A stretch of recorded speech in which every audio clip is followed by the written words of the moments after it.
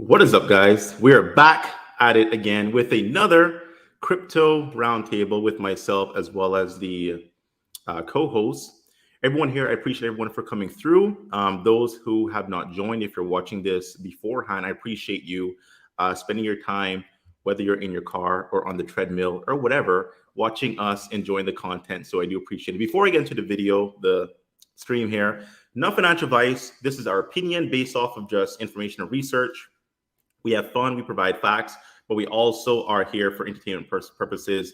We're not trying to give people advice in regards to how they should play their portfolio. So do your own research. Now, first guest is going to be Crypto Atlas. Oh, hi there. I didn't see you. What's up, man? How's things? It's going good. It's nice seeing the market starting to pull up a little bit, starting to show some signs like, maybe we can make it go on a bull run now. Maybe. Fingers crossed. We're going to talk about that, by the way. There might be a chance for a bull run without the need of Bitcoin. That's going to be a little later in the stream. Next up is going to be Dark Moon Timothy. What's going on, everyone? I'm a magician now. Watch this. I'm back. Wait, so you're Dark Moon and you're magician. So are you a dark magician? Dark magician. Ooh. We need Safe Moon Joan here to kind of help with the Yu-Gi-Oh terms. And last but not least, not Safe Moon Joe, but a guy who is familiar with Yu-Gi-Oh and might actually be able to add to that whole Dark Magician, a little name change there. Generation. How's it going, guys? Good. How are you guys? Ooh, nice mic. Yeah, sounds clear tonight. Oh, good. It's very nice, man. Wow, you nothing changed. Coffee, like your voice a little deeper tonight. No, normal. Okay, awesome. Wow. So guys. Like I say, this might most likely run for about an hour. Knowing us, it might run for 2-3 hours. We don't know, but we have specific 6 topics. 6 hours, maybe. Yeah, 6 hours. 7 hours. We tend to rabble on and just maybe let 8 things hours. go. So 24 hours, let's just go for the whole year, right? So just like the Safe Moon billboard. So if you can do 24 hours, could you do 25 hours? Sorry, I'm just kidding. I'm pulling like an office move. Sorry. So before we get into the topics, there are some people that I do have to handle. And we do have some naughty boys out there in the Twitterverse. And I did make sure they knew that they were going to get handled on this episode of the Roundtable. So first person I need to handle is going to be, I forgot to share my screen. So we have 3 people who will be handled tonight. Ooh, first person. First person is going to be Crypto Control. Crypto Control is asking questions. You are not supposed to ask questions. Therefore, you're getting handled. Crypto Control, you just got handled. Moving on. Don't ask questions. You can't ask questions, bro. You Never, don't ask questions. ever ask questions. Don't ask questions, man. Like, you can't do that. Next person is going to be Safe Moon Chicago. So you've been tweeting at me for quite a few weeks. I'm very annoyed by you. You pester me every single day, and every time I log on Twitter and see you reply, you ruin my day. This is me handling you. You are now handled. All right? Moving on. I got one more person handled, man. I got handled. One more person. Sorry about the guy. Just bear with me. You handle them, guys. I'm handling them, man. You're straight savage, dude. Last but not least, Darren Robinson.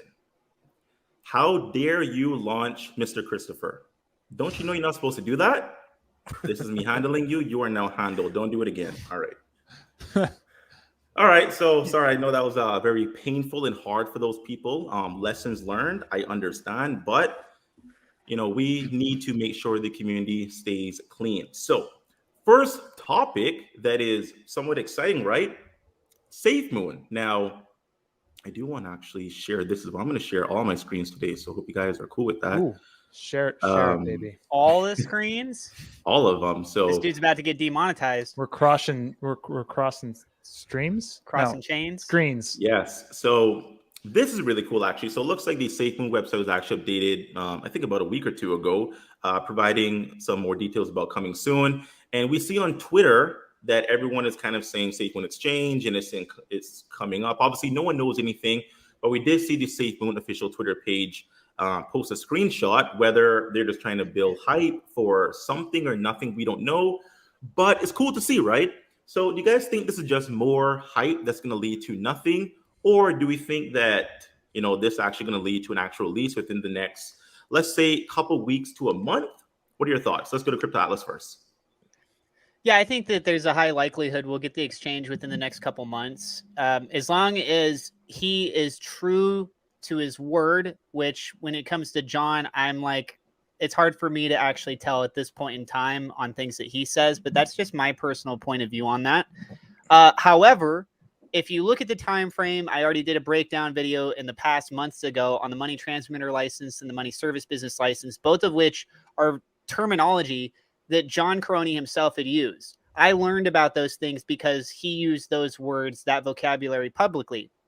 So when I investigated into that, you look at the time frame of when they had acquired the, $1 million for the SafeMoon exchange to develop it, to push that forward, etc. Everything looked like it was lining up quite well to me to launch in January. We haven't had that happen. Here we are. We're almost 6 months into the new year. You got to ask yourselves if it was sounding like we could potentially be getting the exchange right around Christmas of last year. And here we are 6 months past this. Every day that goes by, it makes me feel more inclined to believe that it's right around the corner. So I think that there's a high possibility we're going to be seeing it. I think the paperwork and everything, even with the pandemic, if that did have any sort of holdup, if there was any kind of issues because of the fact you're dealing with the United States, you got lots of different states. Some exchanges you can't use in the state of New York. Meanwhile, over in California, you can. And how much are they trying to get across the whole board? Plus, you got the EU e-money license. That's a whole other service license that John Caroni's been having to deal with. And supposedly he's already got that acquired. And the exchange itself is just a small aspect of getting developed. It's not a lot of work. I've talked with some different developers for it. Like, yeah, you still got to put some stuff together, but it's not like, oh my gosh, this is such a huge undertaking. If you do the global tokenomics or the cryptonomics that they're trying to apply to that, I can understand that being a little bit of a holdup. But as far as other aspects that are going behind the scenes, I don't know exactly what is making it take this long, but I think that we are right around the corner. I definitely do agree. I do want to spin the question a little differently when it comes to Dark Moon Tim, who's going to be next. So I do want to talk about the holdup. Now, we do have other tokens that were released after SafeMoon, who has dropped their blockchain on exchange. Now, do you think when it comes to SafeMoon specifically, we know they want to work on doing things right. Do you think the regulation and compliance side is what's holding them up? Or do you think it's, lack of effort, or what are your thoughts? I think it has. I don't think it's. I don't think the whole compliance stuff is the reason why it's getting held up. I think it's something completely different. And I think if you've been following SafeMoon for a while, you know that they've been going through a lot of changes when it comes to staff members. So a lot of people will say that they were weeding out the bad players in the company. So the people that were working on everything are now, moved out, that were the bad players, and they got new players coming in and building everything up. Maybe that's the reason behind the build of the exchange and why it was taking so long. So I think maybe that's my best opinion on the particular reason why it hasn't come out yet, is because they may have been working on it in the past. Maybe they didn't like the way that it was coming along from the people they had on the team. They had to get rid of them, and then they got new people. You could see from the design that you have up right now, it is a really slick design, but like what Crypto Atlas said, it doesn't take much to build one of these when it comes to a software side of it. So my guess is, I hope that they have cryptonomics and tokenomics launched on this exchange and be like one of the bigger exchanges that has all these things baked into it. Because we do know that Binance is working on that right now. And it would absolutely suck if Binance released glow talks for all these reflectionary tokens before SafeMoon even got their exchange out. So we know that Binance is in the process of developing glow talks for SafeMoon to work on Mandala with glow talks, but they also said they're going to incorporate that into their own wallets, and it's all going to be across the board on Binance. And this was one of the things that made the SafeMoon exchange special, right? Was the fact that it was going to have tokenomics and it was going to have cryptonomics. So to have Binance come out and get that first would be a, kind of a stinker, because right now Binance is the biggest exchange, if I'm not mistaken. So they would still the thunder a little bit. So hopefully it is right around the corner. Hopefully SafeMoon will have worked out all the kinks that they need to launch it with tokenomics and cryptonomics. So when they launch it, it is a fire and a monster that people want to get on board with. Because if not, if they are lacking those things when they release the exchange, it's going to be a big letdown for a lot of people. Because that is the draw to the exchange itself, right? Was these features, the tokenomics, the cryptonomics, that was the main reason why people wanted this exchange. That's what makes it different. That's what would bring new people to the show. And I feel like if it doesn't have those things on launch, it's going to sting a little bit. Now you're still going to have the hype that they, produced a product, because it has been a while since they released something. So you'll have that hype, but if they aren't offering something new, I feel like it might die down pretty quick. And what are your thoughts when it comes to a release date? Whether that's coming weeks, coming months, let's say Q3, Q4, 2022. What are your thoughts? I'm hoping it's soon, right? Because I think a lot of people are hoping it's soon, because we should have had it 6 months ago, but I know they did work through some problems. I'm hoping by mid-June they get it out. I'm hoping that's how fast they get it out, because we do know that Binance is working on stuff, so they need to get it out soon. And I feel like maybe that's why the whole pump is happening right now, is because people expect it to come out soon. And they're hoping that it comes out soon, because this is one of those moments where SafeMoon can legit, say, hey, look, we were able to produce something. Or is it going to be one of those moments like you had in March when everyone got all excited for the birthday month and we were all like hyped up, and then it was a lot of letdown for a lot of people when it came to the things that they were going to deliver. So hopefully this is one of those moments where they say, okay, this is why we've been so active, because we legit have something now, and we are coming and because they are a lot more active on Twitter. They're interacting with people more, and because they've been quiet for a while. So maybe this is their way of telling people that they have developed something and it's finished and they're going to be releasing it soon. But, I would say mid-June would be best case scenario. Perfect. Awesome. Moving on to generation now. Very same question for you. When do you think would be, obviously we can't predict anything, we're just speculating here, right? But based off of the hype on Twitter, we see people talking about the SafeMoon exchange. It was actually it was trending about 2 days ago. Since SafeMoon is dropping, screenshots and all these things, right? Do you think we are about to get this release? Or do you think this is just kind of more fake hype leading to nothing, and we still have X amount of more months to be waiting for this release? That's a good question. I would say belief in something doesn't make it manifest in the real world, right? So just because there's a lot of hype, whether it's on social media or whatever, that doesn't mean that it's now going to manifest itself and all of a sudden we're going to have the SafeMoon exchange. From what John has said, historically, it sounds like it's not till later in the year anyways. I don't see any reason or indicators that have come out to show that there's any timetables that have been moved forward. We've seen historically that SafeMoon has been notorious for delays, right? I mean, the exchange was supposed to come out last year by December, and then it was supposed to come out before that earlier in the year, I think September, and it keeps getting pushed back. So I won't believe it's out until it's actually released and usable, before I believe that it's actually out and usable, because they've had a history of saying things will be coming out and then having massive delays and then hype around things like we talked about the birthday month, like we talked about the wallet and these other things historically, and then they're either pushed back or don't come out at all. So until we actually see an exchange working and out and usable, whether it's in its beta form or it's on full release, that's when I'll believe that it's coming out and the dates that they're bringing forward. But we haven't had any hard dates from the development team on anything. Like you mentioned before, it's just hype on Twitter. And so to me, that's all it is just hype on Twitter. Very good point. And just a question for you as well. So we know that people tend to say, stop asking when. It doesn't matter when it's going to come, right? Just trust the team. We're going to get there. Although we're 6 months delayed, they're still saying that, don't ask any questions kind of thing. Like, we know how the maxis kind of conduct themselves and how people, it doesn't matter which angle you take, whether you're trying to be biased or unbiased.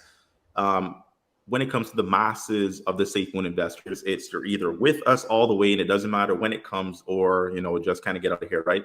So do you think this is a situation where don't ask questions, just kind of, it is going to happen when it happens? Or do you think there's legitimate questions here when it comes to why are we delayed and why isn't this launched yet? And can we get at least a range of time, not specifically a date? Do you think that's appropriate?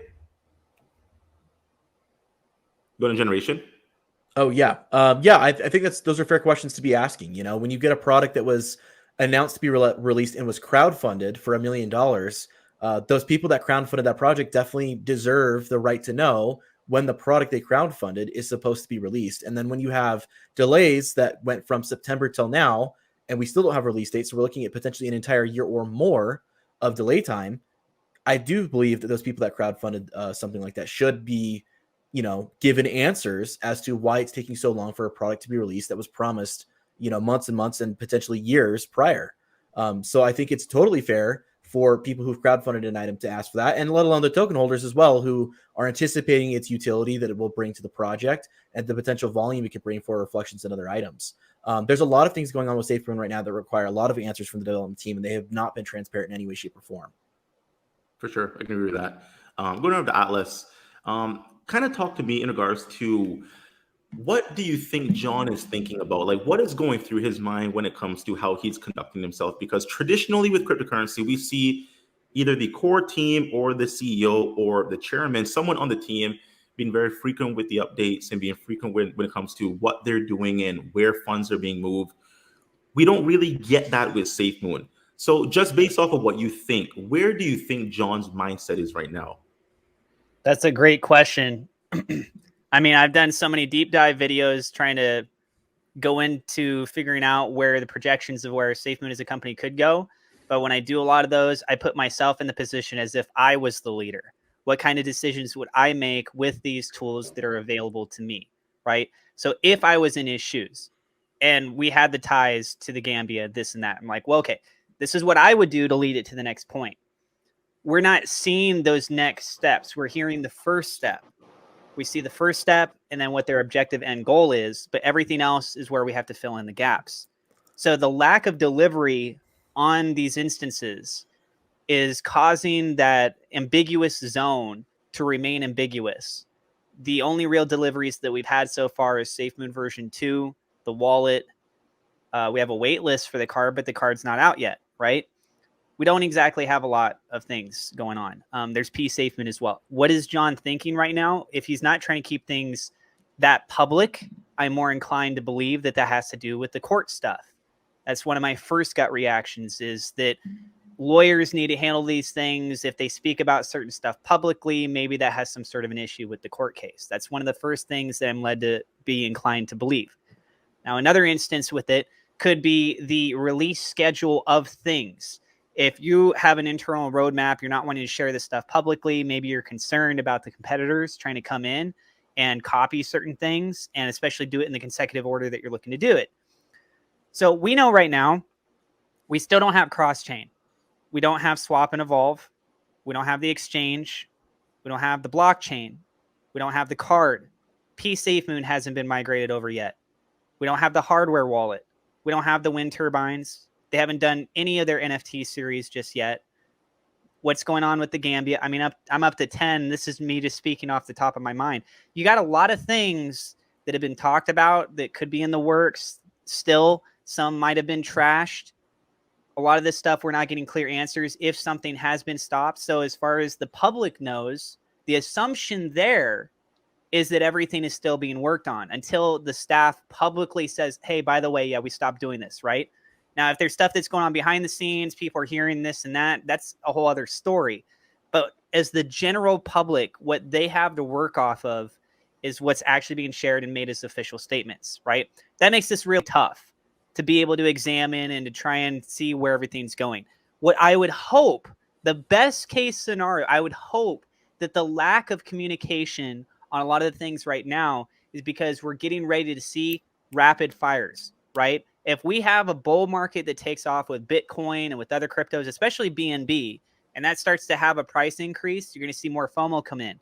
If price is coming up because of buyers, natural buyers, and you move the liquidity over, which causes the price to go up even more, plus you do some sort of release, you actually deliver on one of any of those things, right? People start to feel a little bit more confident in the project. They say like, okay, I see you, SafeMoon. You're actually doing some of the stuff you're talking about. Maybe you will deliver on some of the other things now, right?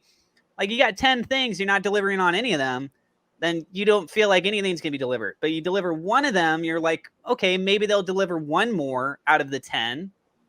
And they deliver another one, you're like, maybe they'll deliver 2. You start to feel like, okay, they're going to deliver everything. But they need to progressively work themselves up to that point. So what I'm saying is, I really hope that right now what's going on is that they're just crossing their T's, dotting their I's. They're getting ready to fire things off like this, right? They spent how much money on these billboards in New York City? Why would you spend that much money to advertise? You could utilize that space and be able to raise your project up. And some of these deliveries on these things, I've talked with developers, you don't need to put a lot of time and work in to actually get those features done. So if those features could be rolled out and could raise SafeMoon's price, that also makes it a higher valuation. It makes it more inclined that people would come back to SafeMoon, whether it be investors or third-party companies that want to say, you know what, like, okay, we'll go ahead and partner with you because we feel more comfortable and confident that you're actually a real legit company and you're not like all these other things, right? If you can actually show that you can deliver things, maybe we'll actually consider working with you at that point in time. They're in this period right now where there's just so much uncertainty from everyone that we have to sit back and we have to wait, right? They have to deliver. So what is John thinking? To me, there's so many avenues, right? I'm just hoping that it's that let's go ahead and start firing everything off now, right? Got this out, which allows this to happen. What about SafeMoon Connect? Let's not forget about that. That's another huge thing that's supposed to be essentially a revolutionary opportunity for both influencers and for businesses that want to be able to easily adopt crypto. Yeah, instead of focusing on all those things, they're focusing on selling merch, which is great. Now, I do want to move on to the next point as well. And last SafeMoon topic, then we're going to some more general DeFi. And I do want to talk about the Ethereum 2.0 merger, which we do have a date for that right now. So we see SafeMoon is, I wouldn't say pumping, but it's green. It's green in an environment where the market is still either trading sideways or still going down. Bitcoin's under 30K. So as long as Bitcoin's under 30K, nothing is pumping. But SafeMoon looks like it's about to eat a zero. Now, going over to Tim, do you think this is just current holders who are buying more tokens because they're hype? Do you think this is new investors coming on board because there might be some inside information that we don't know? Or why do you think we are pumping right now? Is this Mandela? What's going on here? I don't have Mandala in the United States, so I couldn't check to see what their volume is. I know some people could throw a VPN on and they could check out their daily volume. I don't even know what it is right now, but SafeMoon's actually pumping a lot better than that right now. If you go to Dex Screener and you check out where they're pumping, I think they're almost at 8.5. So yeah, they look like they're going to swallow a zero a lot faster than what CoinMarketCap says or even CoinGecko. So it's rapidly raising a lot. As for new investors, I think they are getting new investors. I think they're getting a lot of attention from Luna because a lot of people from the SafeMoon army were talking about Luna, and I think there was a lot of lunatics out there that are jumping into SafeMoon because they feel like it could be the same. Yeah, there you go, 8.3. So it's really picking up now. It's really picking up steam. Yeah. So I think everyone is on board that it could be coming out with something big. Everyone keeps throwing out the whole, Coinbase and Binance and SafeMoon Exchange. And, it's one of those things that, if something does come, it's going to bring a lot of happiness to the community because for so long they have not been getting much. But yeah, I think it's showing good progress right now with the price. And it's definitely making people really happy to be in the project right now, because now if you bought in at this point, like say if you bought in like a month ago at the bottom, you're feeling pretty good about your investment, because you're up, way up. I think it's up like 50% from like a month or just 2 weeks ago. So you're up quite a bit. 24 hours? Oh, wait, no, sorry. I'm looking at Dex volume. Sorry. Yeah, my bad. Yeah. So just overall in the last 2 weeks since May 11th, like right after May 11th, they had this huge pump. It was right before the beginning of May 11th. It went all the way down to 3028. So those people that bought in at the bottom there are feeling pretty good right now when you're looking at those numbers. So I'm sorry. Did I answer the question? I got lost on looking at this chart. No, that was good, man. I was just enjoying your voice. Got a sexy voice, so just Ooh. letting you go on and say whatever you want to say. But no, you did provide some good perspective there. I do want to go over generation so you can actually chime in as well. So when it comes to the new and recent price action of SafeMoon, when it comes to just, I mean, it's pumping and the market is still either trading sideways or down. We know inflation. We know a lot of elements are out there that's actually hindering the market, and yet here's SafeMoon pumping. Why is that? What's going on here?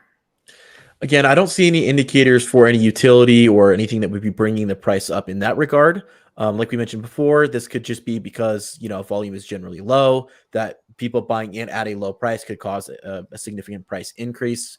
This is probably mostly coming from members that are already members of the community or people maybe in DeFi that are coming over. I would highly doubt that this is coming from a large push from outside of the community because the outside perspective of SafeMoon is really tarnished right now. You've got 3 lawsuits that are coming against SafeMoon currently. They're going 2 of those in California, 1 of those in Utah. You've got the CoffeeZilla videos that highlighted a lot of the issues in regards to SafeMoon. And all these points that have been brought forward, lawsuits, the lack of delivery on all of the products that they're supposed to be launching that have been endlessly delayed, the abandonment of past projects that were promised and were later on abandoned, is a very negative perspective for anyone who's outside of the project. And most, if not all of these items have not been addressed at all by the development team as to why these things are happening the way they are, or answers to questions as far as why are there delays, what happened with the LP, what is going on with John's wallets, why is millions of dollars being cashed out into private wallets from the liquidity pool, and all these other questions that are coming up. So if you're someone from outside of SafeMoon, I would say that the perspective on SafeMoon is going to be a lot more negative than it is positive from that perspective. Of course, if you're in SafeMoon, you have a belief in SafeMoon, that's probably going to be a different perspective that you're going to carry. But as far as outside people outside the project, they're probably going to carry more of a negative tone or perspective towards SafeMoon, especially with the price action that was going on prior to this, the fees that are associated with it, and kind of the entire package. So I would doubt highly that most of that price action is coming from new people coming on board, but rather would be, minor people that have brought maybe friends and family on board, and then of course the general community itself. But I don't see, major investors from other projects and stuff in the general space coming into SafeMoon at this time under the current kind of light that SafeMoon has been put under. I actually just checked on SafeMoon GlueBiz, and it doesn't seem like they are picking up that many more holders. So it's a very, very small percentage of new holders that they are bringing on. 92% of people that own SafeMoon right now, 92% own less than $800 worth of it. So they have relatively small bags. I mean, even you're looking close to 88% of SafeMoon holders have less than $250 worth of SafeMoon. So what you're looking at is the top people really increasing their bags dramatically, because you're seeing people jump from the 10 million SafeMoon range to the 10 million to 500 million range. So people are really stacking their bags because the prices are so low right now. And this could be a great opportunity for them to do so, especially if SafeMoon does take off when they launch the exchange and the blockchain, and they get through all the lawsuits like Generation brought up, and made SafeMoon holders whole again and corrected the whole V1. They have a lot of stuff going on. They have to still pay back the V1 holders. They still got to get the SafeMoon fixed and stuff like that. And they're still trying to launch the exchange. They're still trying to do the blockchain and everything else that they said that they're going to be working on in the future. So they do have a lot going on. But right now, according to GlueBiz's website, it does appear that this is from current holders, because it's not even a 1% increase in holders when I looked at the amount of holders they had. And it would have been. If you don't mind me just injecting on that a little bit. And that doesn't necessarily mean those are new people either. I mean, we know many people will create new bags with a new wallet address and then buy into that wallet address, whether it's because they're gifting it to friends and family or because they want to have, a second bag. So even the new holders that are coming in could potentially be the same people in the community opening up another wallet and then purchasing with SafeMoon that way as well. So it doesn't inherently mean each one of those wallets is distinctly a new person, or it could be one new person, but they have 2 or 3 bags. Yeah, I mean, it's really small. It's 0.081% new holders over the last 24 hours. So it's really a small amount of new holders coming in. And it really appears, and some of the buys are pretty big. I've seen a couple 50,000 dollar buys just come in. And so like they're huge buys. They're really adding to their bag. So they may have had only like 5 million SafeMoon and now they have like 100 million SafeMoon. So they're coming in and now they're a whale. You know, at that point, I would feel like if you're in the 100 million range, you're feeling pretty whaley at this point. Little whaley. Moonboy, could you pull up the chart again if you don't mind? Sure. So one thing I want to point out to you guys is the daily trading volume. If you take a look on the chart there, you can see that there's this big boom, boom, green candle, right? So as the rest of the candles are displaying quite clearly, there is very low volume. When you look at the far right and it says volume is 630,000, that's according to, I think you're using Dex Screener, right? Yes, sir. Okay, so if you use SafeMoon Glubus's website, which does update periodically, the Dex volume over there shows 0.75 million USD. This is over the course of a 24-hour period. It is up 50%, but what I want everyone to keep in mind is that historically speaking, in the last several months, when we've been seeing things at a really low point across the board, we've been seeing with SafeMoon still maintaining at that point in time anywhere between $2 to $4 million being reported in daily trading volume. So we are seeing a price increase consistently every day. However, keep in mind that the price is substantially low right now. In addition to that, there's not a lot of actual trading volume. And then you can see also here that approximately 2/3 of all the trading activity are buys as compared to sells. With the news from CoffeeZilla's videos, the speculation on what's going on with the liquidity wallets, John's involvement, the court cases, all this stuff, a lot of that happened right around the same time. It's been vomited. What else is there to add off of that at this point? There's not much else, right? So anybody that says, you know, hey, I'm too concerned with this, I don't know about the future, I'm done, they leave. Those people, whether you want to call them paper hands, you want to call them people that just bailed out or whatever, you want to call them what they are, right? Those people that are gone, there's still a large collective people that said, you know what, I'm just going to keep holding. I'm going to see what happens next. Technically, I'm one of them. And then what you're seeing now is that there's other people that say, I see the price is starting to come up. I'm going to re-enter it. Because just in case, if it actually does make a rally, I thought maybe this thing's going to go to zero, but now it's going in the opposite direction. It's not heading to zero. Now it's starting to go back towards the other zero, the zero going towards the penny, right? There are some people out there, they don't care if these things are illegitimate or if they're not, right? They're just saying, look, at the end of the day, I'm investing into things because I'm trying to benefit my own life. SafeMoon has a lot of promise to do some strong humanitarian elements to it. And I would love to see those things be pushed through. There's a lot of good that could come from this specific company if they follow through with those things. And I think that's what's helped keep some of the faith in current investors. People that still look at this and say, you know, look, I don't think this thing is going to go to zero because there's so many things potentially in play. If they actually do these things, like it's still going to do good. There's still going to be some sort of hype that comes behind it. So volume is low. It's extremely low. We're not even at the 2 million mark. We're not even at the 1 million mark. We're at $750,000. Now you move the liquidity over again from version 1 to version 2. You're probably going to have people that come in and then exit after a little bit of the rise. That's fine. That's trading volume. That's still reflections for people that love the idea of getting reflections. And that pullback is likely to be less of a pullback than the last time that this happened, right? So we're seeing a natural price increase of small buy orders, which is what, when you look at it historically speaking, at Bitcoin's bull run back in the 2017-2018 period, that was led by retail traders. And that's what we're seeing here too, is it's a lot of people with smaller amounts of money. The institutional buyers are looking for that level of credibility, the delivery, right? If you add those elements in with SafeMoon at some point, these buy orders at higher SafeMoon prices at that point in time, they'll feel more comfortable in being willing to drop $1 million, $2 million, $10 million. You could see major companies potentially like MicroStrategy. You could see Grayscale, right? But you need to have delivery. You need to prove that you as a tech-based company can actually deliver on the things that you've been talking about and that you are in this for the long run.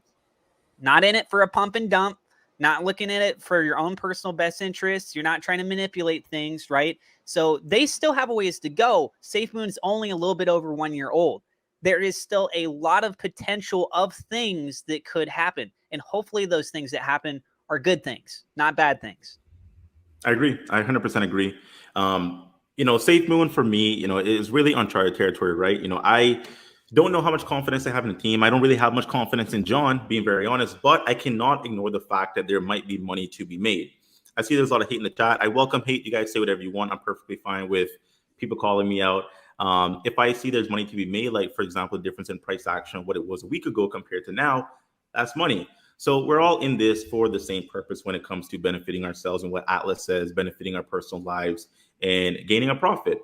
If SafeMoon hit $1, every single one of you would dump your bags. Like, don't act like you're gonna ride this ship all the way up to $1 and not sell your bags. So we all have our price targets when it comes to what we're looking for and what our sell point would be. But we're gonna head on over to other points in this live stream over here.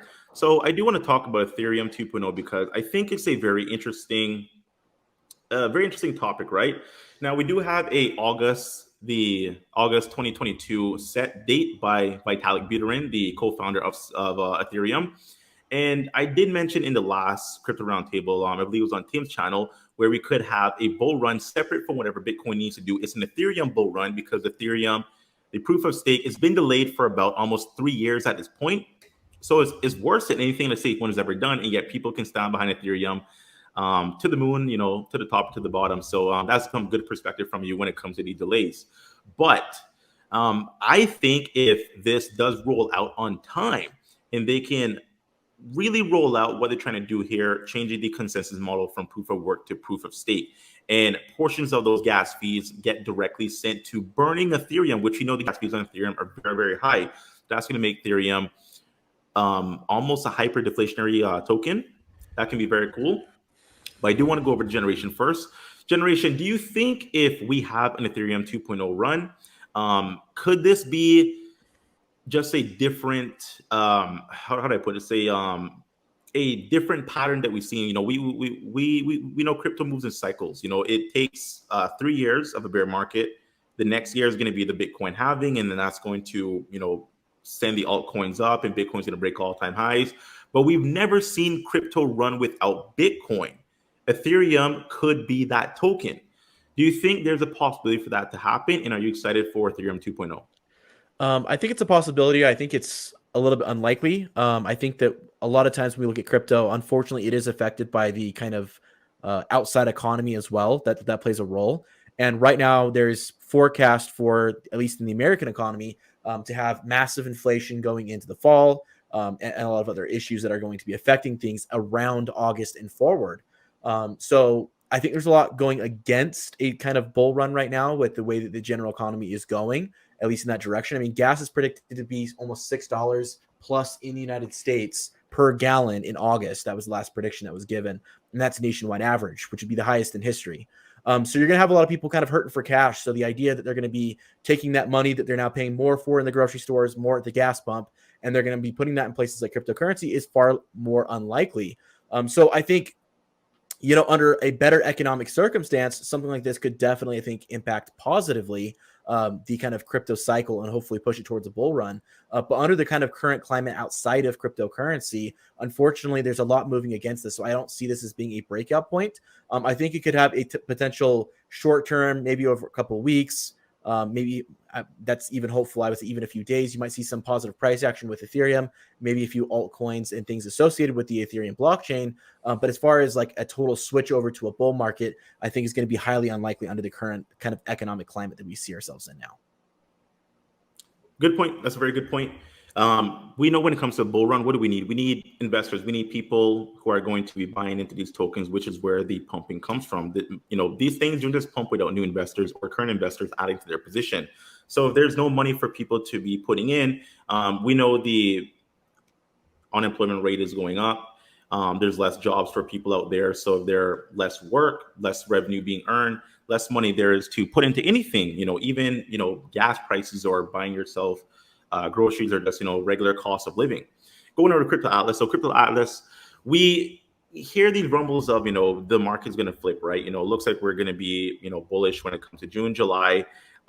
Could that be due to hype of the Ethereum 2.0? And do you think we're about to enter a mini bull run in the summer? Or do you think this doesn't matter and we'll stay bearish? I think it's a mass collective of things. Most notably, what's going to cause a bull run in the crypto market is Bitcoin's movement. Ethereum tends to follow. They're not necessarily always correlated. There's, I would say, more instances than not where there is a correlation taking place between Bitcoin and Ethereum. The Ethereum updates, it's stuff that we've been looking forward to for a long time. And look, the whole idea of staking, everything, that's great. But at the end of the day, I hate using Ethereum because of the gas fees. If you lower the gas fees, you'll get more developers willing to come back to the Ethereum network or create a new project on the Ethereum network. And hopefully by them dropping the price of gas fees, it could help some of these projects survive. Look, what's going on right now with Stronger, it's not looking great. And for people to be able to maintain their maintenance fees just to keep those up with the Ethereum gas prices as bad as they are, just imagine we go on a bull run and everyone's using the Ethereum network at that point in time. And the Ethereum gas fees are now way more expensive. How are people going to be paying those exorbitant prices and being able to maintain a node that barely pays anything in itself? What's the point in paying way more in gas fees if you're not actually going to recoup anything out of it, right? So you have projects that are literally being threatened of no longer existing. This is just one example because of that issue with Ethereum's gas fees. If you find solutions to Ethereum's problems, you roll them out in the near future. That is one independent project, makes people feel more confident in this whole ecosystem. And there's a lot of projects that are built on Ethereum's network. So subsequently, if Ethereum is making progress, a lot of the other projects are now looking more positive, right? More people are inclined to wanting to look into the projects, to invest into the projects. Right now, people are like, what do I put my money into? Everything I put my money into seems to be going down. The stock market, the real estate market, it's looking like it might be soon having its own issues going on if it hasn't already started. And then crypto itself, and then gold is always like, God, it's weird. I mean, you look at all of this and you have to say, what's been going on the last couple months at the end of the day, right? The last couple months, the price has been going down, but you got lots of developers in their projects who've been scrambling to try and find innovation and solutions and to create new things to make their projects survive, to take them to the next level, to be better than what's already out there, to say, hey guys, if you're going to put your money into anything, you should put it into our thing now. Or like, hey, you should not take your money out of our thing because look at this incredible improvement that we've made. And I think what we're going to see is the fruits of those labor start to come out over the next 6 months. Hopefully within the next month, we already start to see some big things starting to push. But look, let's be real. Bitcoin, historically, it's never closed 7 weeks in a row in the red. Last week, we closed out 8 weeks in a row in the red. At some point, people are going to look at that and say, what's the probability it's going to go down even more right now, right? Yes, it could, but from a probability standpoint, which is where a lot of the big traders that do crypto or stocks, what they do, they're looking at technical analysis. That's all it is. It's probability. Right? You're more likely it's going to do this than this. And then you kind of hedge your bet. You set up stop losses, etc., in case those instances don't work out. I think we are much more likely in the near future to see things start to make some momentum and make some moves forward because people want to make money. Right? You can only sit still for so long. You can only sit on the sidelines for so long. The price can only go down for so long. If people are trying to short Bitcoin, I mean, like Bitcoin's price isn't dramatically dropping right now. Even if they're shorting it, they're not making much on that either. And then you're overextended, right? 7 weeks, never happened before. 8 weeks, never happened before. If you're going to short it thinking it's going to go 9 weeks when it's already 2 weeks past its historical record, imagine the kind of financial losses you're taking a risk on. So I think people are going to reduce down their short positions and they're going to start looking on longs. A very good perspective. When you talk about trends and when you talk about what Bitcoin has historically done, that's a very good point on. Bitcoin has never, 7, 8 weeks now closing in the red on a weekly candle. At some point we're going to flip bullish, but is that going to be the coming weeks? 1, 2, 3, 4. We don't know. I mean, this is still very, high risk, uncharted territory. A lot of world events are happening that's hindering crypto specifically, and it's very hard to time the market or kind of tell when we'll get that reversal or bounce back. Now, moving on to Tim, and then we're going to touch on our last topic before we get into our fun little game. Tim, Ethereum 2.0, summer bull run. People are kind of being a bit hopeful on Twitter. I see people talking about buying back in positions. Do you think there's some possibility there that Ethereum can lead the ship? And if it does, there might be a chance it can flip Bitcoin. Or do you think with all the world events we have going on right now, we still have the war going on, inflation is hitting us, the cost of living is very, very high. The only market that hasn't been hit is real estate. That is up, what I think is up 30% in the last 2 years. But without real estate, I mean, everything is down when it comes to all financial markets. So crypto specifically, though, do you think we can get a summer 2022 bull run? And do you think Ethereum can be the catalyst for that bull run? Wow. I mean, you gave all the stuff that would keep it from being able to go on a bull run, right? So like you talked about the economy, the war, the just the inflation and everything else, that would definitely stop it. And that is the reality of what's going on in the world right now. You have inflation coming, you have the war still going on over in the Ukraine. So you have all these negative things happening. But I know a lot of people that would love to do stuff on Ethereum. And I myself is one of them. But it is just so stupid expensive. And Ethereum, I feel, is probably, if it wasn't for the stupid gas fees, like the stupid high gas fees, it would probably be just wrecking everybody else. When they came out with the proof of stake, that's it. You know what I mean? Like it blows away Bitcoin's whole algorithm of doing the solving of well, you know what I'm getting at, with the validations. So when the proof of stake came out, and if they can make it more energy efficient and stuff like that, I think it's just going to take off, and all those projects that are hurting right now because of the crazy high gas fees are going to take off too. So because of that, it'll definitely help rise the projects up, but you need money for any of this to happen, right? And if people can't pay for their gas, they can't get a job that pays them well enough to pay for the mortgage that they have on their house, they can't pay for their groceries. We're having a lack of food because they can't get the grains from a certain country that's under attack right now. You're not going to see that bull run as much as I would love it to blow away Bitcoin, because I think I actually like Ethereum a lot better than I do Bitcoin. But if it wasn't for all those things, if the war stopped and the economy, all the world economies turned around, I think you could see I think it would run away. I think it could flip Bitcoin if Bitcoin didn't go back up, right?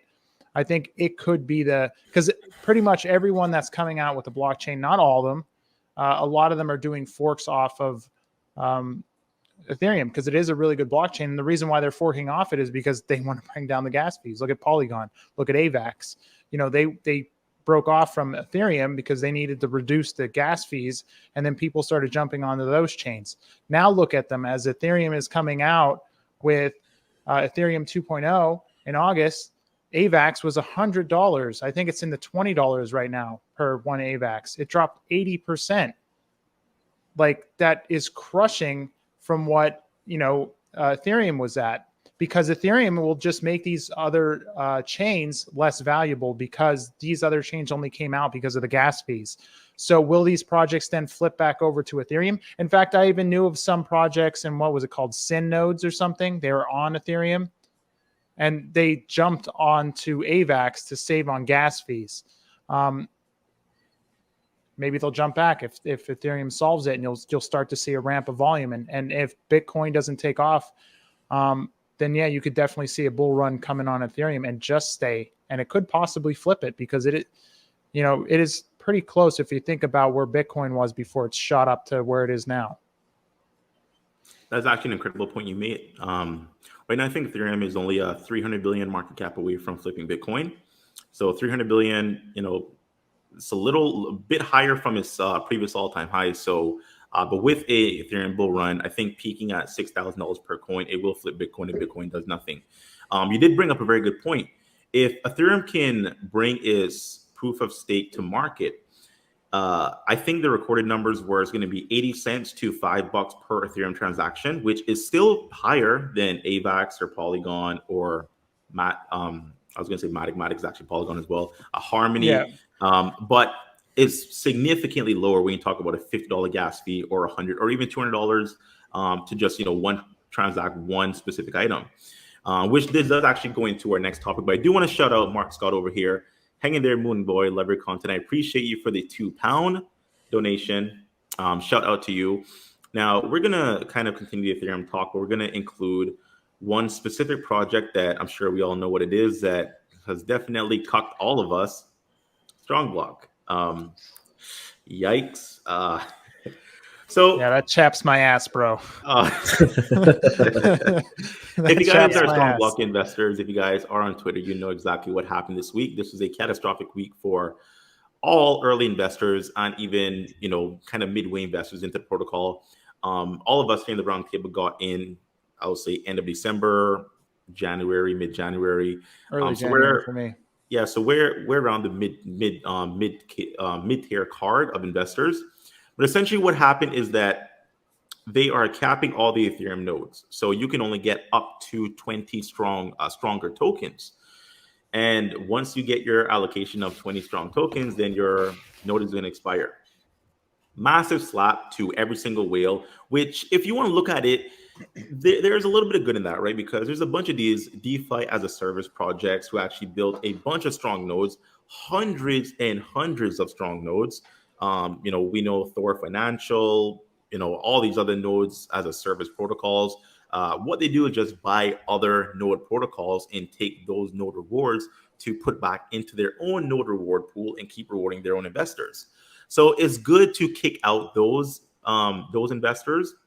But for the regular person like us here on the panel, this sucks massively. So we're all Strongblock investors. So I know everyone has their own part in this that they want to say. So I want to go to Atlas. What do you think about the recent the recent events that's happened with the Strong project, and how much does it suck? How do I quantify the suck? Embrace the suck, my friend. Embrace it.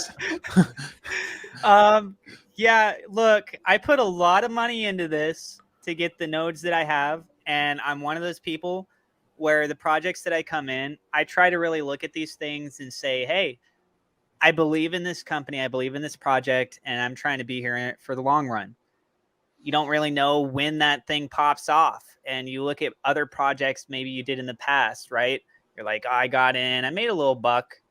And then you find out a year or 2 years later, it just massively takes off. And then you're doing this. You're like, if I would have kept what I had, I would have, right? You have those moments that come up in your life. Well, projects go up, they pull back down. Some of them bounce back. Some of them super moon. You don't really know.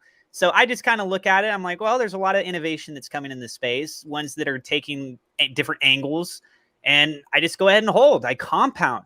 So with this, I'm over on the Ethereum side for Strongblock. I'm having to pay those Ethereum gas fees with Stronger every time I claim to make a new node, when I actually make a new node, and also when I have to pay the maintenance fees. Right? So I'm getting hit 3 different times with each of those. And it's quite frustrating when you look at how much the price of the token has dropped down, that they as the developers are so celebratory when there's just so many new nodes being made. A lot of people are looking at it, it's like, look, the node amounts are getting rampant. But then you have an issue here where they as a company make a rash decision quite quickly. It caught a lot of people off guard, right? I think that's one of the biggest reasons why so many people are upset with this, is because you got people that just paid their gas fees. And then when they implemented this new method, you go and you look to see your Strongblock nodes, and you're like, wait a second, I just paid gas fees on this and I don't have anything that I can even make off of it anymore. I just wasted hundreds, if not like $1,000+ on all these Ethereum gas fees because of how many nodes that I have. That's not cool. Obviously, that's an issue.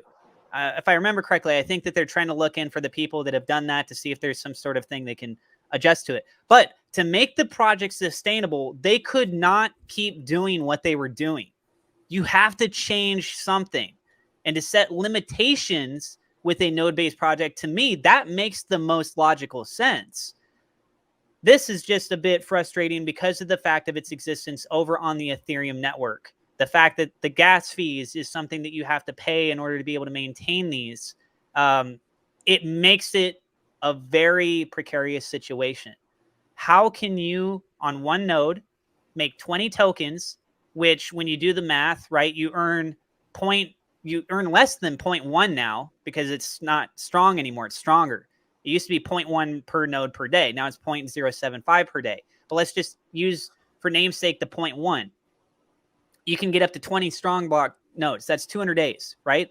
So you have to do, how many months is that? 200 days divided by 30 days. I think it's like 5 months or something, right? No, not 5 months. It's more than that. But you got to pay all the, huh? It's over 6. Okay. So it's 6 to like almost 7 months. You having to pay all those gas fees every single month just so that you can hit your 20 tokens. At that point in time, what is even the price of those tokens? Then you've only made back 10 of what you put in to make the node itself. You have 10 extra that you could either sell, you could hold if they build out other utilities and have it be utilized in that way, or you can use it to make a new node, right? So you're like, oh, I got 10 free tokens basically. And I made back what I initially put in. So I broke even, plus I've got a little bit more to play with. But I actually lost some because of the Ethereum gas fees. And then also I lost some because I made the node. And now I also lost some because I claimed. And now I also lost some because I have to make another new node to just do this all over again for another 5 months, which I have to pay for the Ethereum gas fees and all of that as well. So obviously, like I was going back to before, Ethereum gas fees can kill projects. It can destroy them depending on what their model is. People are just like, you know what? Like, there's no money here. There's no point in me investing in this because of this. So some things need to be worked out. I really hope that the project can continue to push on. But I think a lot of people are looking at this right now and they're saying, look, I'm just going to let my nodes die off. I'm going to get whatever I can out of it. I'm not going to pay the new maintenance fee. Like this thing, it's already down from $750 a token earlier this year. Now it's down to what, like $15 to $35? I think it's like 15 or 18. I think that's what I last saw it. I don't even want to look at it because it makes me a little sick to my stomach. I think the last time I looked at it was around 35 because they rolled out this new feature, but then people couldn't sell for a period of time and there was only buy orders that were coming in. Since then, I'm assuming the price. It's $15 right now. Yeah. It's $15. That's laughable. Let's just laugh it off. Like anyone that thinks that I'm not upset about this personally, like, yeah, I spent what, $24,000 on this project. That's not laughable. I spent like $22,000 to get nodes when it was $700 a token. And now it's $15 and I haven't even sold any of the tokens because I claimed, I compounded every single time so that I could get more nodes. So, you know, this doesn't look good. Obviously, it looks really, really bad. But I know I'm kind of speaking a lot on this. They had to change something. They have to set limitations in. This sucks right now. But if this project is going to have any chance to succeed, what they just did, that's the only thing that comes to my mind. And that is something that's going to take time for it to balance itself out. I don't expect for it to just be like, hey, we rolled out this new feature that sets limitations of 20 per. No. Oh, look, it's just magically going back to $700 a token. That's just not a realistic perspective, right? Especially with the fact that you got so many people that are getting burned. The frustration, that's where people back out. People need to feel confident in a project for it to be able to grow. Right now, there's a lack of confidence, and that's hurting the project. And as long as there's still stronger that exists on the Ethereum network, unless they change something with maintenance fees, it's only going to continue to hurt for that side. Thank God that they have stuff on Polygon, but unfortunately, I don't have any of my stuff on the Polygon side. All mine was on the Ethereum side. Yeah, it is devastating. Now, one thing for me that I'm just baffled by, based off of the amount of nodes they have created, which is almost 600,000 at this point, everyone has to pay their monthly fees every single month to maintain their nodes. They're racking in over $8 million a month off of just node maintenance fees. Now, why not put that back into some kind of buyback mechanic and, you know, help the price action of the token? If you were to take half of that per month and put right back into buybacks, you still have another half as a reserve to do whatever you want when it comes to development or paying yourself, I don't care. But what is the full 8 million going towards? We don't even know. That's frustrating. Going over to Tim. Tim, I know you as well. I think you only have about 1 or 2 nodes, I believe. But I have one, and one?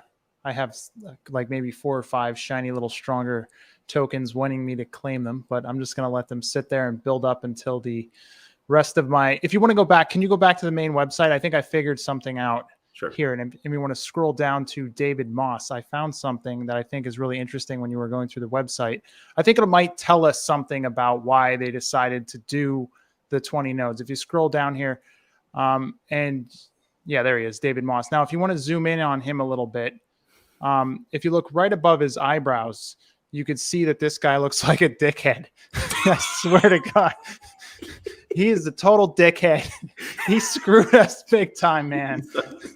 Look at that. Doesn't that look like you know what I'm talking about? He's got a mushroom cap on there. That is a nice head, though. I want to interject just for a second. Tim, you were thinking about claiming your 5 stronger tokens, Now right? I'm going to wait until They're $15 a piece. That's $75. But how much are you going to have to pay in the Ethereum gas fee to be able to claim it?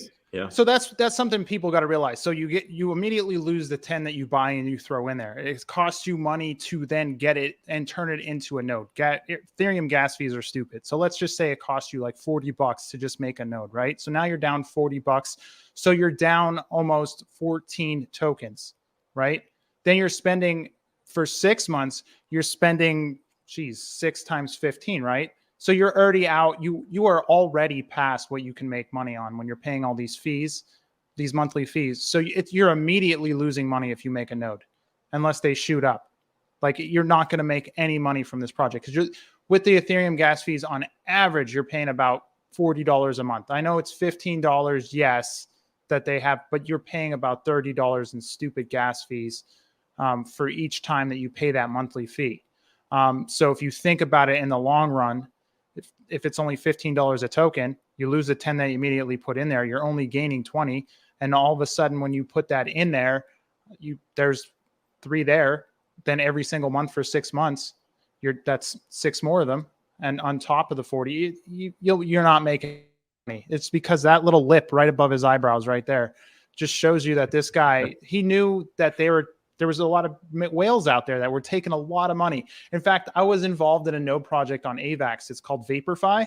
And what they do is it's actually some of the whales from Strongblock. They do all these financial investments, right, to build up the project itself. And it was doing pretty well until, obviously one of the investments that they had that paid out to the people that were invested in Vaporfy was Strongblock. That was one of the things. So they would give the amount of money that was making onto the holders of Vaporfy. So obviously, pretty much all those, that's going to destroy that project because that was a major investment by them. I think they had purchased $75,000 worth of nodes to make money to bring people into their project as an investment, saying, "Hey, this is an investment for your project." Now we have 75,000 nodes cranking out every single day, or $75,000 worth of nodes cranking out money every single day. And we're going to pay you an ROI on your investment in Vaporfy, right? Well, that's just going to tank that project. It's pretty much over at that point. And this was not the only node project that was built off of Strongblock from whales getting in early. They were all then making other node projects using the financial backing that they made. So something had to be done, right? Something obviously had to be done about these mega whales that were pulling hundreds of thousands of dollars a day or a month out of this project and just becoming insanely wealthy that they're just doing whatever they wanted with it. But it's the little guys that really get screwed over the most, right? People that just got into the project not too long ago, that only picked up a few nodes, only started, and they were slowly going to try to recompound over time so that they can make enough nodes to finally make back their ROI and start getting more money out of the project once they pulled out their initial investment. So that was the whole purpose of Strong. Now, because Strong must have found out that these whales were like legitimately draining the pool, if you will. They were just like, let's just make it impossible for these whales to keep going on and keep sucking all this money out of the project. But in the long run, they crushed the people that got in earlier, like later on. from ever making their money back, especially if they were down. Because at one point, Strong it was like $1,200 a token at one point, I believe. Like $1,250, I believe its all-time high was. So think about someone buying a node for $12,500. All they had was one of them. And they thought they could recompound that and say buy that all-time high. They had 3 nodes now, and now they just all got shut off. And they have no way of gaining back the money that they invested in right from the top because it's $15. How are they ever going to make that back? Very good point, and very frustrating points as well, because we thought over time, although the price was significantly down from when we invested, the amount of rewards you would have accumulated in compounding those nodes and eventually staking them, because there are staking pools to stake your stronger token now. Plus, when the strong chain drops, gas fees are going to be lower, so you can compound heavier. All that is just out the window. So it is incredibly frustrating. Now, I do want to ask Generation a specific question. Let me actually go ahead and pull this up. Now, Generation, when you see Mr. David Moss over here trying to justify what he did and speak on the longevity and sustainability of the project, knowing that he did what he did without any warning, zero transparency, he was actually on record saying multiple times that the Ethereum nodes will never go to zero. The Ethereum nodes, you will never be hindered when it comes to what you can earn based off of the tokens. There's AMAs of him saying this, and here we are, Ethereum nodes expiring, going to zero. What are your thoughts, and just how pissed are you? I think for the long term, this will be a better play. I understand a lot of people are emotionally devastated by this, financially devastated by this, and there's a lot of people hurt by it. And I don't think it was the right play for the short term. I think for the long term, this could become healthy for the project as the new people know about this going into it, as they develop their chain and they add the extra utilities that could eventually bring the price action up. And of course, because there's not that massive sell pressure that builds up over time, it can actually have time for growth. However, I agree. The way that he just dropped the announcement and instantaneously all these people and some people relying on the income that came from these tokens is just completely devastated in one major announcement, I think was a bad way to handle the situation. This should have been something that said, on this date, in this time in the future, we're going to be changing over to this model, or we're going to be doing some sort of kind of a fall off period where, your nodes are going to only produce so much, and then over time it's going to dwindle down to 20 or whatever the number is going to be. That would have been a more favorable outcome, because then people could have planned for that, adapted for that, known that going in. But to just drop a bomb like that, just instantly, all your nodes are turned off if you've been around for a while. And if you haven't been around for a while, you're kind of, SOL unless you continue to make more nodes in order to try to just stay ahead without paying the fees that are associated with everything. So I think it was poorly executed, but I think in the long term, a year from now, 2 years from now, it could potentially be better for the project. They should have just executed the short term much better. Yeah, I can agree with that. I think for sure something needs to happen. There's other projects I'm invested into, and they've added tax systems in place when it comes to claiming your notes. And now there's sell tax, now there's claim tax. I understand when it comes to the amount of nodes people have in these protocols. The sell pressure is just so immense. There's nothing you can do when it comes to superseding that with more buys. So they have to do something. I just feel like the way they did it was just completely uncalled for. So we are at the tail end of our podcast, but I do want to shout out Atlas over here and his brand new NFT partnership. I do want to have him elaborate a bit more, and then we're going to get into a very fun game we can play. But Atlas, if you can just kind of go over it real quick, I'm actually going to bring it up over here. I just shared screen. Yeah. There's a little video as well. I just clicked share screen. So in a moment, if you'd like, you can go ahead and share that. I have a Twitter account, guys. It is called @Team Eco Warriors. So just to kind of break this down for you simply, because I will upload a separate video that really goes in depth into this. What I've done is I've partnered with one of the SafeMoon Swap partners. This is with Glow Token. So with their project, what we are going to be looking to do is launch an NFT series where I am the artist. You can see just one example right there for the profile picture. And essentially my goal is to help support uniting different DeFi projects together. I'm not partnering just with Glow Token. Another partner we're actually starting with is Meta BUSD Coin, which is they're doing their own meta universe, a metaverse, right? Meta universe. They're doing their own metaverse. In addition to that, they're also a BUSD reflection token. Glow Token is also a BUSD reflection token. And if you guys don't know anything about Glow Token, they do things with charities. So not only could I be working alongside a partner where it creates this passive income and stable coin, but we also support charitable aspects. And then they do their own charity aspects. I'm going to have my own.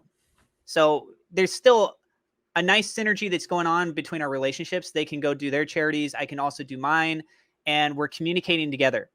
But it gets even better because as an NFT holder, when this goes live, you as a holder of it can actually earn passive income just by holding it. So we're starting to see that evolution of utility, right? The last time we had a roundtable, I had somebody that was harassing me. I've been working on this for months, and I just haven't spoken about this publicly until just a couple days ago.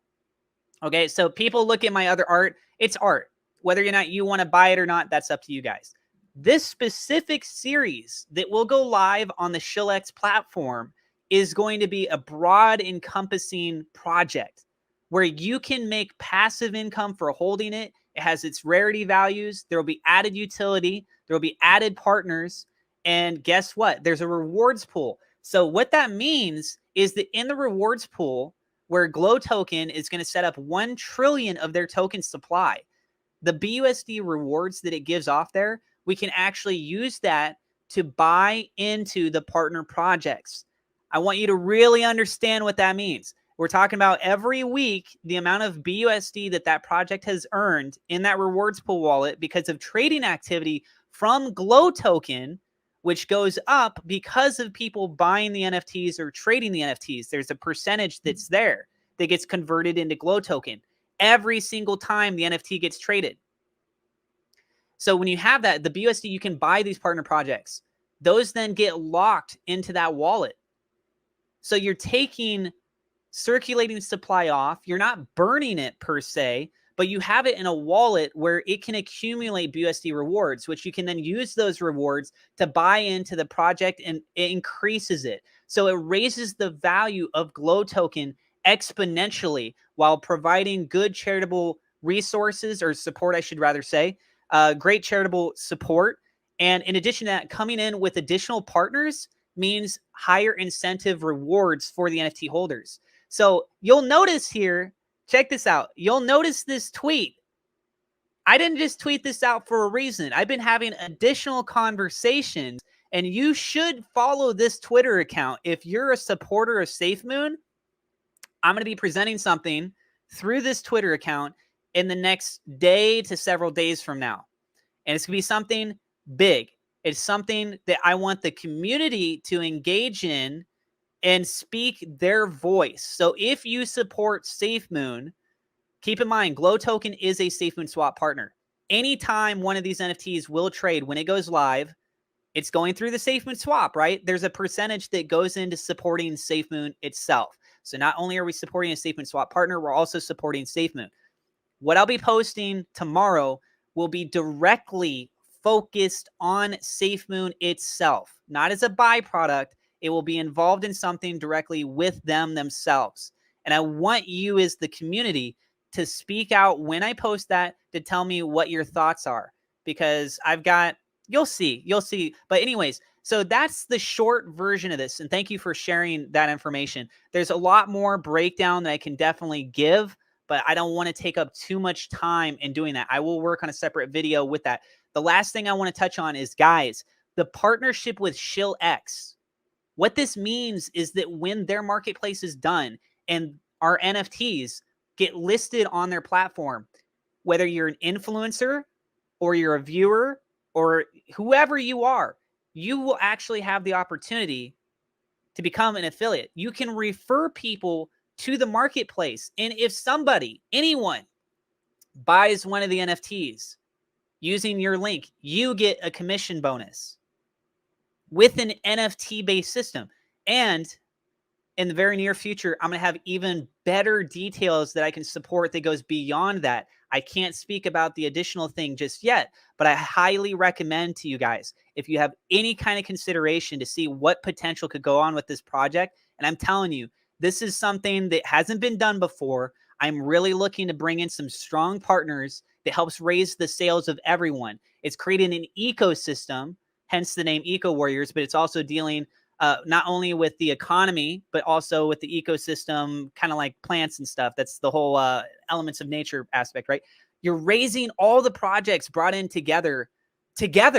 It's not about just one thing getting benefited. By this growing, it supports everything else, and it raises the value of the independent NFTs. If the value of the NFTs goes up and people see the demand for that, it then feeds back in to everything that's going on. So I'm looking at this as a long-term project and having these NFTs be the middle ground to communicate between projects, to allow them to speak with one another and to support financially one another, right? But meanwhile, not only are the projects benefiting, but you as a holder, you can benefit a lot too. So make sure you guys go follow that Twitter account. And thank you for giving me the opportunity to talk about that. Yeah, no problem, man. Like I said, guys, I did post the Twitter link directly in the chat if you guys do want to check out Eco Warriors. Atlas has been working on this for quite a few months. I do support him. I was in the first initial AMA when he did announce it. I was there for about maybe 80% of it. And a lot of people are on board when it comes to other projects, specific SafeMoon swap partnership projects as well. So if you guys do want to check it out, the link is right there in the chat on the live stream. Now, we are at the tail end of our stream. We're going to get into our little fun game here. So the winner, the winner, I was kind of thinking of a prize, right? I think I want to give away a Lambo. Let's say 2 drip. The winner's going to get 2 drip. Oh, okay. Okay. 2 drip. So you get 2 drip. I think I just sent your wallet. If you want to sell it, you can. If you want to airdrop, I can do that as well. But the game is that 1 year ago, all the cryptos had their set prices. So Bitcoin 1 year ago, Ethereum 1 year ago. You guys are going to guess as close to the number of what the price was a year ago of Bitcoin, Ethereum, all the other coins that I have. The one who can guess the most accurately wins 2 drip. All right? All right, let's do this. Sounds good. Okay. Sounds fun. So, going to go to Atlas first. Atlas, 1 year ago, what do you think was the price of Bitcoin? Don't cheat. Oh, Look it dude, up. somehow I knew you were going to just throw Bitcoin right at me. Out of all the crypto, I was like, is he going to ask this? Oh my gosh, do I actually remember this? Okay, so it's May 24th right now. Yep. I'm going to say a year ago it was, let's say 45,000. 45K. Okay. 45K. Tim, 1 year ago, what was the price of Bitcoin? 1 year ago, so we are in May. Ooh, okay, what is it now? But I would say, yeah. So he did a pretty good guess on that. I'm just gonna go higher. I'm gonna go 51. 51K a year ago. Wow, Tim is going all in. I mean, I felt it was pretty close what he said. So here's the deal. It's whoever's closest, right? Yeah, you don't have to get the accurate number. Whoever's without going over, or well, $1. Dude, the price well, is because here's the right. thing. So I get the benefit of being last because I can say $51,001, and anything north of that, I win. I mean, if Unless Tim is it's right, below it. yeah. Or Unless if it's under, below, we don't but I'll know. take the bet. 51. I'll say $51 just to take anything above. Generation saying 51-1. Okay, awesome. Got your numbers tallied. Moving on. Now, 1 year ago, what was the price of Luna? Oh, Going to Atlas first. Oh my God, I don't even know what the general price of that is. Lumina. Luna. Luna. Terra Luna. You said Lumina. No, Terra Luna, my Terra friend. Luna. Oh, I thought you said Lumina. I'm like, what No, the no, hell is Luna. Lumina? Okay, Terra Luna. 1 year ago, let's say $65. $65. Okay. And now moving on to Tim. 1 year ago, what was the price of Terra Luna? $82, Alex. $82. That's heavy. Generation, 1 year ago, what was the price of Luna? 40. Yeah, let's go $40.50 just to get that up close. Like $40.50. That's precise. That is pretty precise. Okay. That's the perfect bid. It's perfect bid right Pretty there. good guesses. Thank you. Okay, I'll give you that. Moving on. Okay, back to Atlas. 1 year ago, what was the price of Matic? Oh, I'm not familiar with its price range either. I'll say a year ago, 115. For Matic? That's what he's going with. Hey, that's It what he sounds said. like maybe Just I go should with it. choose a different Just number. go with it. No, Just no, go okay, with it. 150. I'm gonna go You with said it. it. All right, 115. Okay. All right. Tim, 1 150. year ago, the price of Matic. What was it? $1.25. Okay, that's quite a difference from what Atlas just predicted. Yeah. All right, I'm gonna go $1.24, so I get everything below. You son of a bitch. What's that under whatever Tim guesses? I hope Okay. it was 126. You son of a. Man, these are very interesting. So we have 2 more coins. Next one is going to be Doge. So Atlas Doge 1 year ago, what was the price? 100. No, I'm just kidding. I'm just kidding. A year ago. Okay, a year ago, was that around the time when Saturday Night Live took place with Elon? It was about the Elon Musk stuff. Yeah, we're around there. Let's say 55 cents. 5 cents. Okay. Tim, 1 year ago. Oh, what the heck? Somebody said the same thing. 34 cents. Tim, you're saying 34? 34 cents. Yeah. 34 cents. Okay. I'm gonna go 56 cents to take everything north. 56 cents. Okay. And our very last guess, 1 year ago, I gotta pick a good one here. Poopy doopy coin. Let's go with Cardano. 1 year ago, what was Cardano Atlas? Great. Another one that I don't really quite remember the price of these things. Cardano a year. Well, actually, I think I kind of know. Let's say I'll say 13 cents. 13 cents a year ago. Okay. All right. Tim, yourself, Cardano 1 year ago. I'm gonna go with, 1 year ago from today, $1.35. $1.36. You son of a bitch! $1.36. Okay. All right. That is all of you guys' answers. Some very. I will say I got a interesting- massive benefit of going last. Did you? Did you though? Yeah, Maybe. because every number above one, any other number above or below those numbers I gave, I automatically win. Okay, fair. I can kind of see where you're coming from there, but let's get the answers. So Generation said a 51K and $1 Bitcoin. Atlas said a 45K Bitcoin, and Tim said a 51K Bitcoin. Bitcoin is actually $34,000 Wow. a year ago. That means Atlas won that. Woo! Congrats Give me my to 2 Atlas. drip. No, You just have stop. one? Just stop there. We don't need to play the rest of the game. Just give me my 2 drip. No, you're in the lead. You're in the lead. Okay, moving on to Luna. We have Generation who said Luna was $40.50. No, sorry, this is Luna. So Luna was $4.50. Atlas said Luna was $65, and Tim said Luna was $82. Luna was actually $4.11. Ah, I was So wrong. all of you guys suck. But Generation was the closest with $40.50. So he is the winner there. To clarify, I knew it was less than 10, but I just wanted to be guaranteed that I would get any number below in case I was wrong. Okay. I hate your face. Cheater. Thank you. Cheater, man. Moving over to Polygon Matic. So Generation said $1.24. Atlas said $115. And Tim said wish. $1.25. Matic was $1.09. that was so close. Boom! You Generation bitch. once You're a again. bitch. Wow. Next is going to be Doge. So Generation, your answer was 56 cents. Atlas, your answer was 55. Tim, your answer was 34 cents. Doge was 30 cents. So Tim wins it. Tim got that. So right now we have 1 for Atlas, 2 for Generation, and 2 for Tim. So if Atlas get this, then we need to do Wait, another what one. was this? What was the other one Tim won? Tim Tim won Oh, sorry. Yeah, Tim only won one. Oh, my bad. My Yeah, bad. yeah. Okay. Oh, wow. Oh, you So, son Sorry, of a Tim. bitch. You son of a bitch. Oh. This Oh, is where okay, you my bad. screw me. You would not have been. Couldn't let that one so slide. Tim has one, Atlas has one, Generation has two. So if Generation gets the next one, he wins. If Atlas or Tim gets the other one, then we're going to have a battle between Generation and the winner. So lastly, it was Cardano.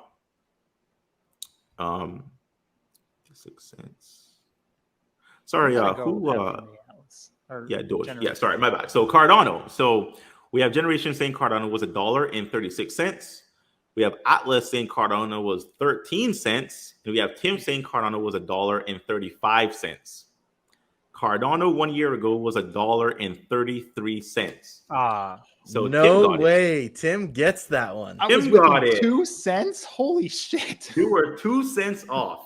Generation So it's a was battle 4 between me and cents too Tim. much. So Atlas, I'm sorry, you are kicked out of the final round here. launched. This is Generation versus Tim.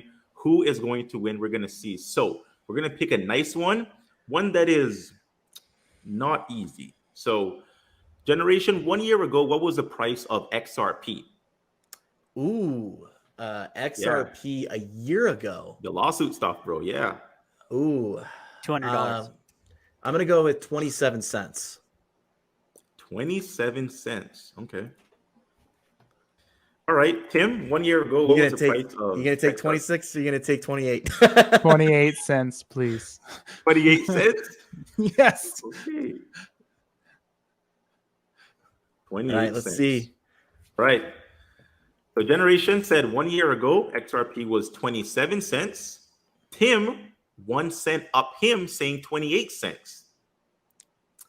XRP 1 year ago was 79 cents. Oh, geez. There you go. Tim wins is it. Our winner. Hell yeah. Congratulations to Dark Moon Tim for winning 2 drip. Oh yeah. Isn't it crazy when you think about it that a year or two from now, if Drip actually pulls through with everything, we could look back at this video and be like, hey, Tim, remember when you won $4 grand or when you won like 16 grand or whatever? Oh, that's That could very be- funny. You know that what's could be the funny? case. So on Tim's channel, I actually won his contest. On my channel, he won my contest. I It was know. rigged. Hey, there you go. It was rigged. That was cool. So thank you guys for participating. Congrats to Tim once again. This is the end of our crypto roundtable. I think we're in episode, was it 24? Is it 24? It's quite a few of these guys. We've been It's been going a long time, yeah. I think we missed 2 weeks in the last 6 months. So we've been going on these guys. So hope you guys do appreciate every week when it comes to giving guys news on cryptocurrency, whether that's Safe Moon or Strong or the general market conditions. We appreciate guys' support. As always, like the video, all these content creators, as well as ones who are not currently here. Safe Moon, Joe, RJ, and Adam as well. The channels are down below in the description. We do have a Discord where you can either join several different projects that we all support.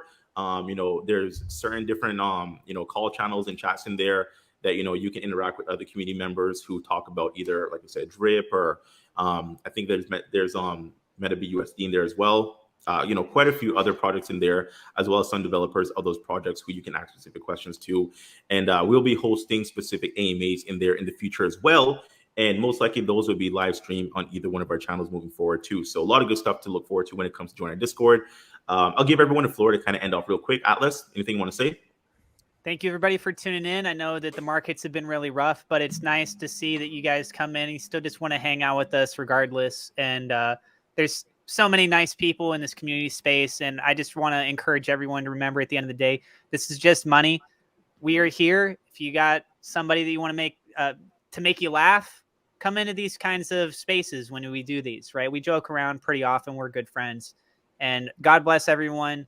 I am hoping and praying that everything starts moving forward really soon and we can get back to super celebrating, right? Let's go. Let's hope so. Thank you. Generation, what do you guys say? Thank you guys for showing up today. For those that will be there, I will be at Cryptopia this Thursday. So I look forward to seeing anyone who will be participating in that this week. And then, of course, because of that, I will be leaving home here tomorrow so I can get down there, so I can be there in the morning.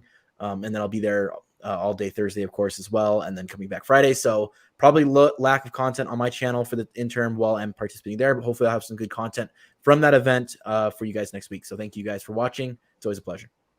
Awesome. I appreciate it. Dark Moon Tim, your outro. David Moss, if you're watching this, you're a dickhead. Just wanted you to know that because you screwed me over. And Generation, I know you're going to get an NFT with that ticket from Cryptopia. If you want to send that my way, that'd be great. I hope everyone that's watching this show becomes millionaires overnight. I hope we all wake up with millionaires everywhere that is watching the show, and all to you guys on the show. I hope we all wake up and just every project that we're in right now just goes friggin' bazonkers. If that's even a word. So that's what I'm hoping for. And if it doesn't happen, that's not financial advice. So that's all. Very good advice. Very good advice. Yes. Thank you guys once again for watching. We appreciate the support. We appreciate the continued support. And stay tuned for next week's roundtable on one of our channels. We'll announce later on. So thank you guys. Good night.